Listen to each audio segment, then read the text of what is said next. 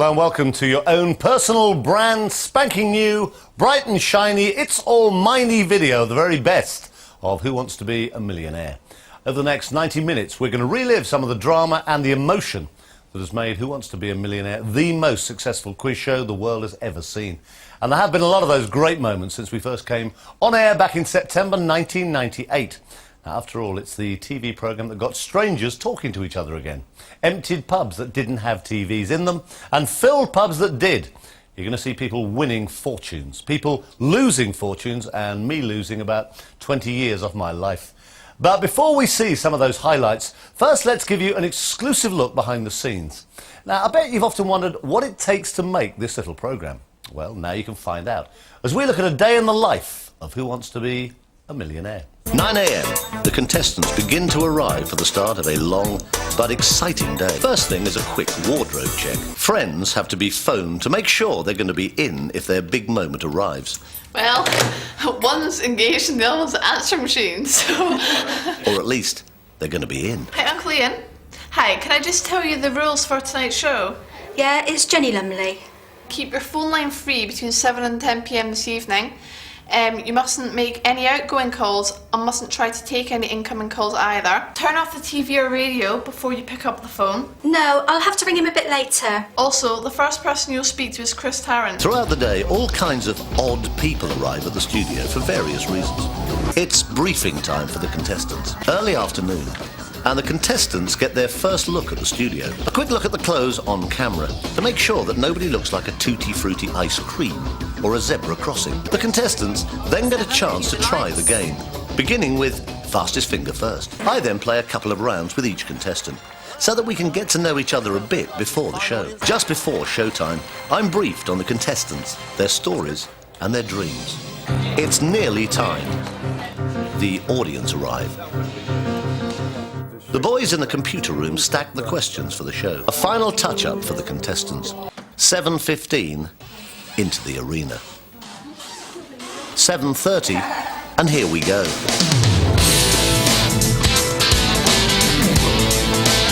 Okay, let's do it.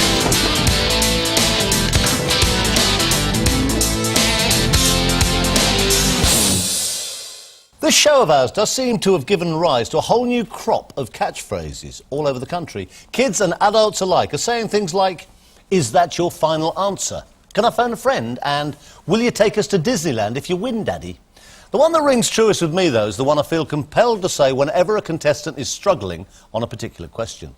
And it's usually a question that seems fairly simple, one that they really should know, but they don't, because we all have little gaps in our knowledge, and we all have weak spots. And remember, some questions are, altogether now, only easy if you know the answer.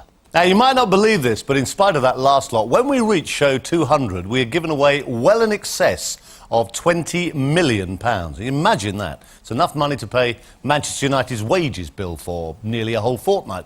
There are many things in life that can challenge and even ruin the most beautiful of relationships. You and your mate both falling in love with the same girl, supporting different football teams, discovering your prospective father-in-law's an estate agent, little things like that.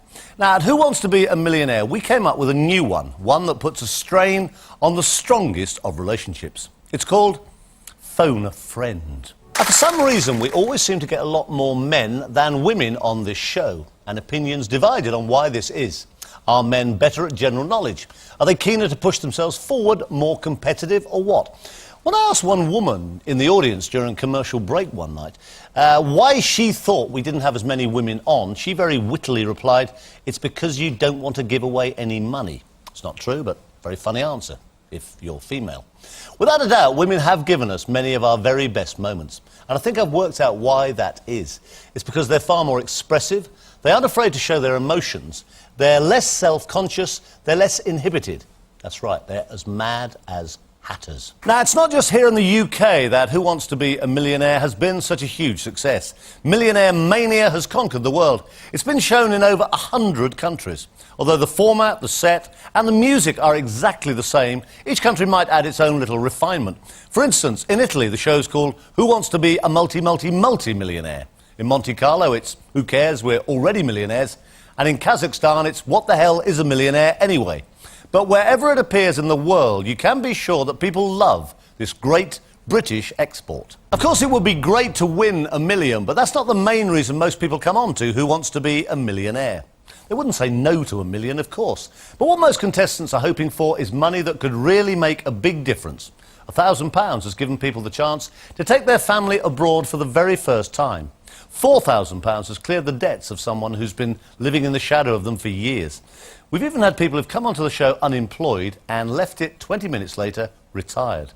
Who Wants to Be a Millionaire is the quiz show that really, truly can change your life. When a contestant first arrives at the show, we've no idea who they are or what to expect. And speaking of expecting, all the contestants who sat in this seat have gone through every possible emotion. But it has been worth it because they've won an average of over £50,000 each. And it can be anyone sitting here. They can be from anywhere. We've had them all. We've had pilots and plumbers, surveyors and students, firefighters and fitness instructors. We even had a tax inspector. Now, I can tell you that was an extraordinary experience. When he used his Ask the Audience, he got a huge majority vote for one answer. But being a tax man, were they trying to stitch him up like a kipper? No matter who the contestant, no matter how confident they are when they first arrive, win fastest finger first, and actually get into this hot seat, once they're here, they'll always find that one pig of a question that comes out of nowhere and stops them in their tracks. And that's possibly where you might have heard me asking, is that your final answer? Yes, making your mind up can be so difficult, can't it? Now, on a show where there's so much at stake and people are playing for potentially life-changing amounts of money, you're inevitably going to get a great deal of knuckle-whitening, gut-wrenching tension.